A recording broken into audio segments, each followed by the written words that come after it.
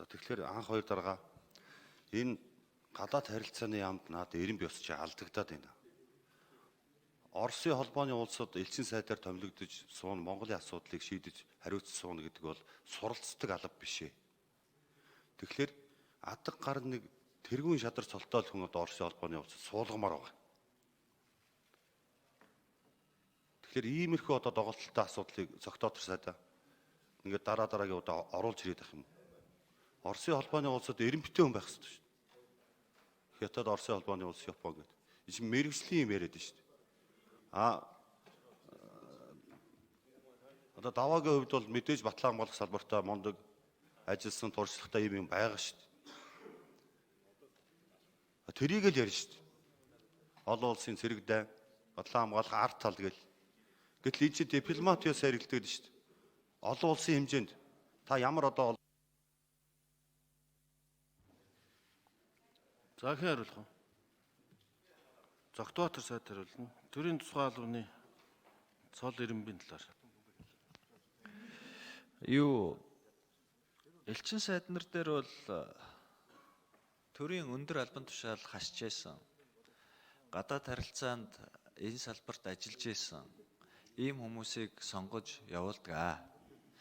Одоо батлан хамгаалахын салбар бол манай хамгийн идэвхтэй гадаад харилцаатай.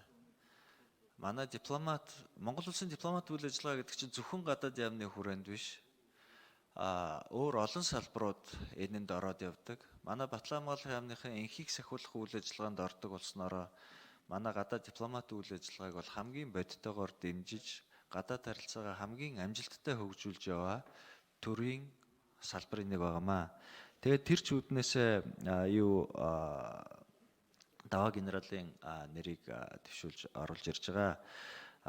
Нөгөө талаас яг хувь хүний хувьд Оросуудтай олон жил ажилласан, Оросуудтайгаа ойлголцоод ярьдаг. Тэгээд төрийн албаны бид нар ингээд жишг юугаар авч үздэг л дээ. Жишээлбэл манай онц бөгөөд бүрэн эрэхт элчин цолчин цэргийн ямар цолтой дүүцдیں۔ Генерал гэж явдаг байхгүй юу?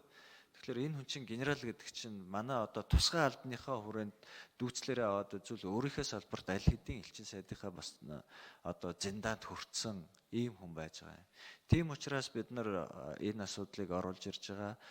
Цэргийн хамтын ажиллагаа гэдэг бол Орос Монголын хамтын ажиллагааны бас нэлээд чухал салбарын нэг болохоор энэ хүн хувь хүний хувьд Оросуудтай ойлголцож ярьж ажилд сурсан тэр туршлагаа хоримтлуулсан байгаа. Монгол төрд бол хинээс ч дутхгүй олон жил ажилласан. Сая Батэрдэн гишүүн хүртэл хэлж гэн ийм ажлыг бид нар хийж яхад даваа генералтай хамт явж байсан гэдэг. Энэ дипломат ажилтаа бас тэр одоо үйл ажиллагаанд ороод явж исэн гэсэн үг. Тэгэхээр тэрийг харгалзаж нэрийг дэвшүүлж ороо. За Жамблын Ганбаатар гишүүн